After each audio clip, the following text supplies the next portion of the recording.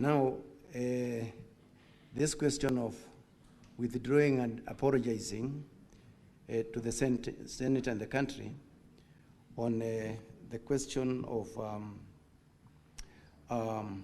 the late Ojwang, Ojwang having committed, hit his head on the wars.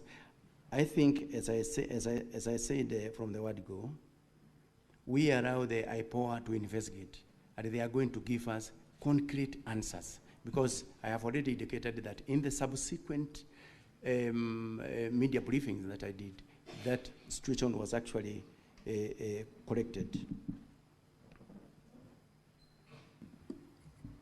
IG. On whether... IG, you need to respond to that question in a better way. This was the question by Senator Ojwang, that through your official communication, the first information you put out there to the public was that the young man had hit his head against the wall and therefore died. Later on, after the autopsy was carried out, it was found to be totally different. The question that the senator then rose to ask was, would you, having put that communication to the public that the young man hit his head on the wall and died, would you withdraw that particular communication and proceed to apologize to the nation? That was the question the Honorable Senator asked. If you're unable to do that, you can also, that's also an answer. Thank you very much, Mr. Speaker. On that question, let me say this. Number one, if in the ongoing investigations by the IPOA investigators, we get to know the truth, the officers who issued the initial report that we relied upon, then they will have to face disciplinary proceedings as provided for by the regulations by providing incorrect information. So we are awaiting the outcome of the investigations of IPOA in that.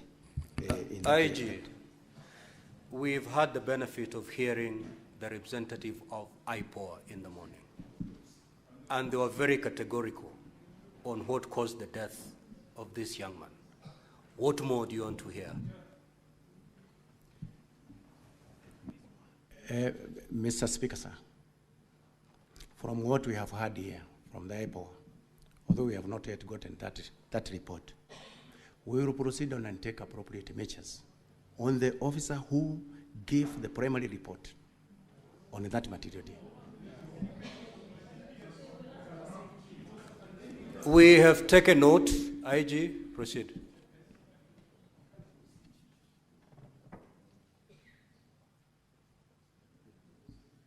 Then there was also the second question.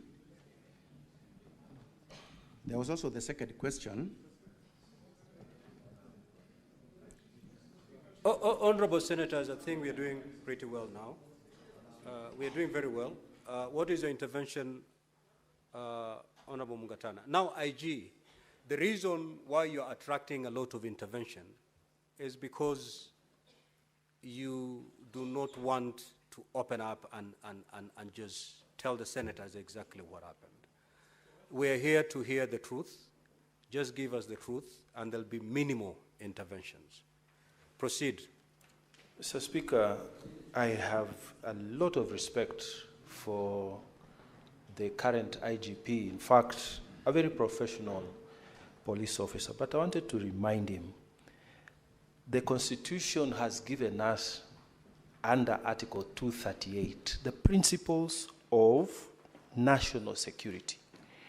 And Mr. Speaker, on 238(2)(c), it says, in performing the functions and exercising their powers, national security organs shall respect the diverse culture of the communities within Kenya.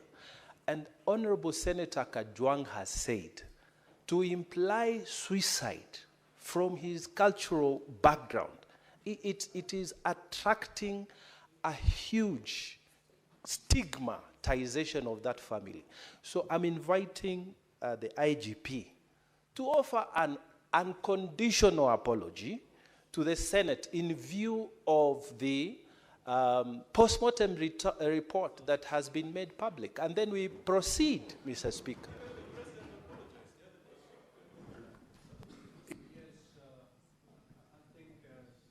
Mungatana is clear. IG. Thank you very much, Mr. Speaker, sir. It is true, as Senator Mungatana has said, that going by the report that we have gotten from MIPOL, that it is not true, he did not hit his head against the wall, but that is the report that we had from the word go. I tell my apology on behalf of the National Police Service because of that information.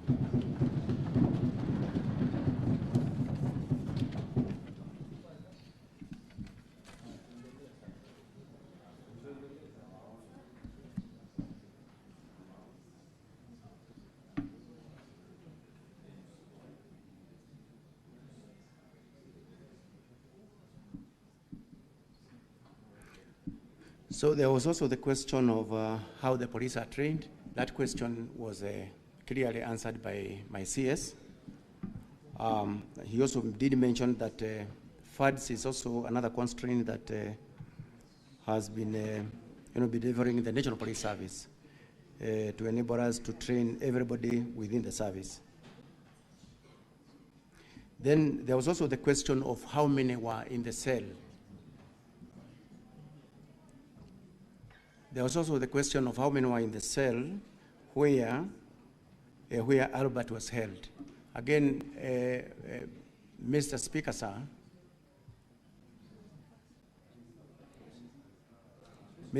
sir, this question, again, will also be answered very clearly in the investigations by the IPOA of how many were actually